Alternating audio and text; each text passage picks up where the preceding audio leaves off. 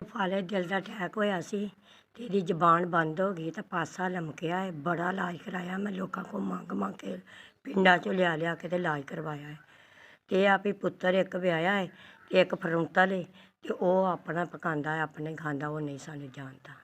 ਜਿਹੜੀਆਂ ਨਾ ਪਹਿਲੋਂ ਦਿਹਾੜੀ ਦੱਪਾ ਕਰਦੀ ਸੀ, ਵਾਢੀ ਫਾਂਡੀ ਕਰਦੀ ਸੀ, ਫਿਰ ਸਰਵਿਸ 'ਚ ਲੱਗ ਗਈ।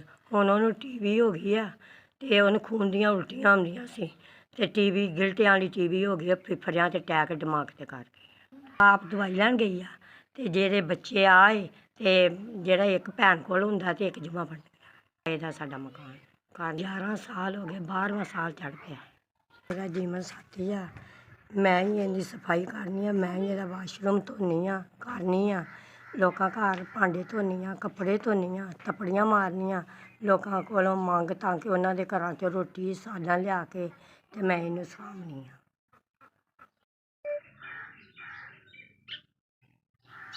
ਲਾਵੇ ਭਾਈ ਤੁਹਾਡੀ ਤਰਫੋਂ ਸਾਨੂੰ 5000 ਰੁਪਇਆ ਮਿਲਿਆ ਹੈ। ਇਹ ਆ ਵੀ ਤੁਹਾਡਾ ਭਲਾ ਹੋਵੇ, ਅੱਲਾ ਤੁਹਾਨੂੰ ਤੰਦਰੁਸਤੀ ਜ਼ਿੰਦਗੀ ਦੇ, ਅੱਲਾ ਤੁਹਾਨੂੰ ਬਾਦ ਨਜ਼ਰਾਂ ਤੋਂ ਬਚਾਏ, ਅੱਲਾ ਹੋਰ ਬਹੁਤਾ ਦੇਵੇ। ਤੇ ਚਲੋ ਤੁਸੀਂ ਸਾਡਾ ਬੜਾ ਖਿਆਲ ਕੀਤਾ ਹੈ ਤੇ ਤੁਹਾਡੀ ਨੇਕੀ ਨਹੀਂ ਅਦਾ ਕਰ ਸਕਦੇ ਤੇ ਬਹੁਤ ਤੁਹਾਡਾ ਸ਼ੁਕਰੀਆ। ਪੈਸੇ ਭੇਜੇ ਆ ਨਾ, ਬਹੁਤ ਤੁਹਾਡਾ ਸ਼ੁਕਰੀਆ। ਮੈਨੂੰ ਪੈਸੇ ਅੱਪੜ ਗਏ ਨੇ ਤੇ ਇਹ ਆ ਵੀ ਅੱਲਾ ਤੁਹਾਡੀ ਲੰਮੀ ਜ਼ਿੰਦਗੀ ਕਰੇ ਤੇ ਅੱਲਾ ਤੁਹਾਨੂੰ ਖੁਸ਼ ਰੱਖੇ, ਆਬਾਦ ਕਰੇ ਤੇ ਅੱਲਾ ਪਾਕ ਤੁਹਾਨੂੰ ਇੰਨਾ ਕੁ ਦੇ ਜਿੰਨਾ ਕੁ ਥੁੜ ਕੇ ਨਾ ਪਵੋ ਤੇ ਬੁਰਿਆਂ ਨਿਗਾਹਾਂ ਤੋਂ, ਬੁਰੇ ਰਾਹਾਂ ਤੋਂ ਬਚਾਏ ਤੇ ਆਪ ਤਾਂ ਮੁਸੀਬਤਾਂ ਤੋਂ ਬਚਾਵੇ ਤੇ ਅੱਲਾ ਤੁਹਾਡੇ ਜੋੜੀਆਂ ਸਲਾਮਤ ਰੱਖੇ ਤੇ ਅੱਲਾ ਤੁਹਾਡੇ ਬੱਚਿਆਂ ਨੂੰ ਨੇਕ ਹਦਾਇਤ ਦੇ ਤੇ ਅੱਲਾ ਤੁਹਾਡਾ ਮਾਂ ਪਿਓ ਦੇ ਤਾਬੇਦਾਰ ਹੋ ਜਾਣ।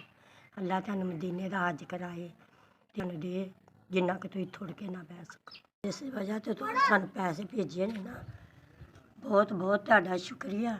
ਮੈਂ ਚਲ ਆਪਣੇ ਬੰਦੇ ਦੀ ਦਵਾਈ ਲੈ ਆਵਾਂਗੀ, ਕੋਈ ਪੈਂਪਰ ਲੈ ਆਵਾਂਗੀ, ਕੋਈ ਰਾਸ਼ਨ ਪਾ ਲਾਂਗੀ ਤੇ ਮੈਂ ਤੁਹਾਡਾ ਬਹੁਤ ਸ਼ੁਕਰੀਆ ਅਦਾ ਕਰਨੀ ਆ। ਕੋਈ ਰੱਬ ਤੁਹਾਨੂੰ ਇੰਨਾ ਕੁ ਦੇ ਜਿੰਨਾ ਕੁ ਥੁੜ ਕੇ ਨਾ ਪਵੇ